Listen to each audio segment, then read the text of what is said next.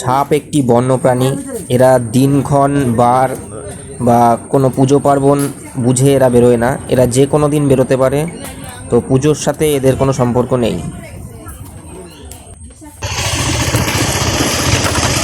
কি রাস্তা!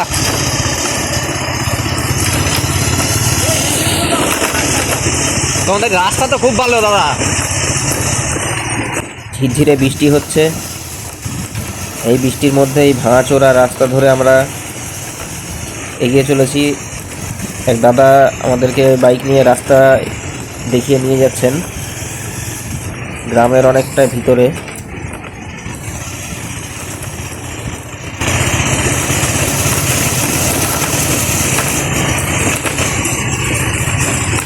এখন অনেকটা নাকি?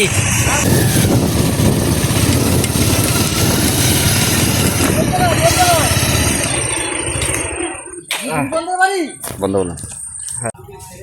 নমস্কার, আমি Subhajit Mallick, wildlife rescuer. আজকে আমরা চলে আসলাম কালীবাজার। পুরো বৃষ্টিতে ভিজা, তিনজনেই পুরো বৃষ্টিতে ভিজে রাস্তায় আস্তে আস্তে পুরো ভিজে গেলাম। এখানে একটা বাড়ির মধ্যে একটা গোখরো সাপ রয়েছে। আজকে 17ই আগস্ট মনসা পুজো, এর মধ্যে এখানে আবার গোখরো সাপ। চাকদাতে আজকে সারাদিনে অনেকগুলো ছিল। তো এখন গিয়ে দেখা যাক কী পরিস্থিতি রয়েছে। চাকদা এখন আরও একটা রেস্কিউ আছে। হ্যাঁ,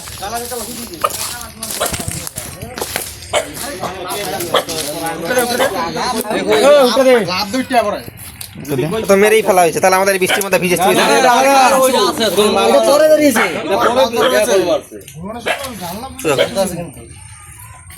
কিছু নাই, শেষ।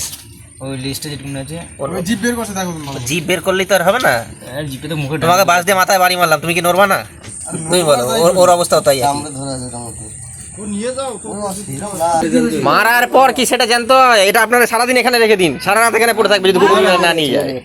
মরে গেলে সেটা জানতো হয়, মানুষ হোক বা অন্য কিছু।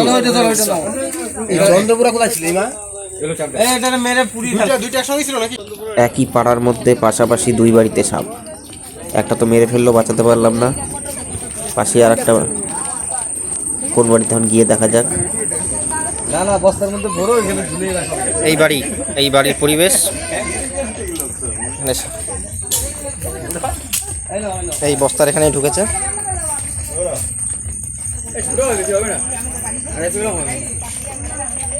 ছিল না, এখানে ছিল।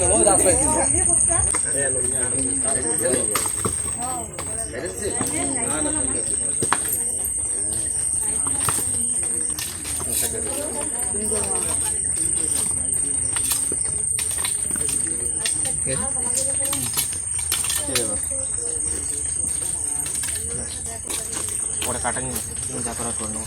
এই মালটা পয়সা করে বার করতে হবে।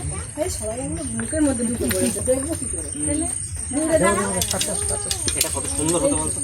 হবে না তো, কত বড় হচ্ছে না।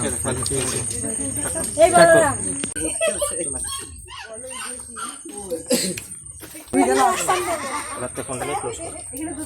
হ্যাঁ,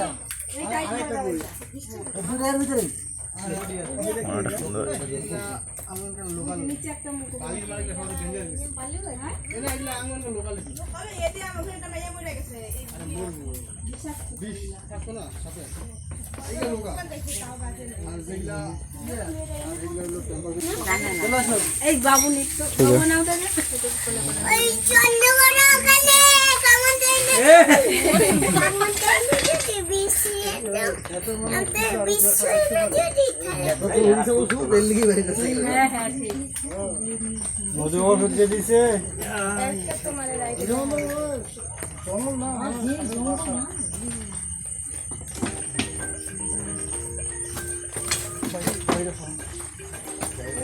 রেস্কিউ কমপ্লিট। একটা ছোটো সাইজের স্পেকটিক্যাল কোবরা বেবি।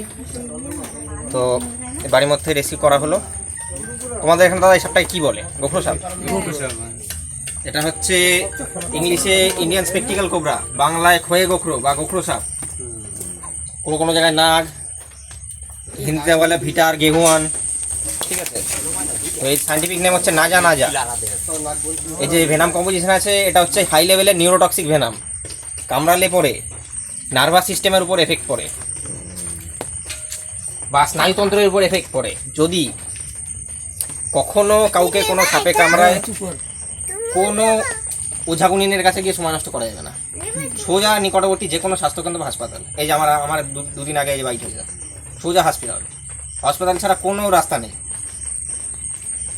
যদি আবার কোনোদিন দেখা যায়, ঠিক আছে, তোমরা যে কোনো নিকটবর্তী ফরেস্ট ডিপার্টমেন্টে কল করতে পারো, বা অথবা আরও যারা আছে সাপ উদ্ধারকারী সংস্থা যা আছে তাদের সাথে কন্ট্যাক্ট করতে পারো। মারবে না। এই যেমন আমি আসার সাথে সাথেই দেখলাম কালাস থেকে মেরে ফেলা হয়েছে, মারবে না।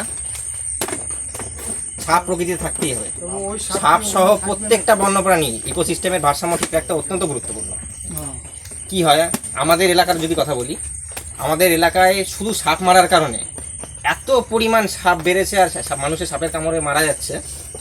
কি হচ্ছে বলছি, আপনি তো সাপ খান না, আমিও খাই না, একটা সাপ আর একটা সাপকে খায়।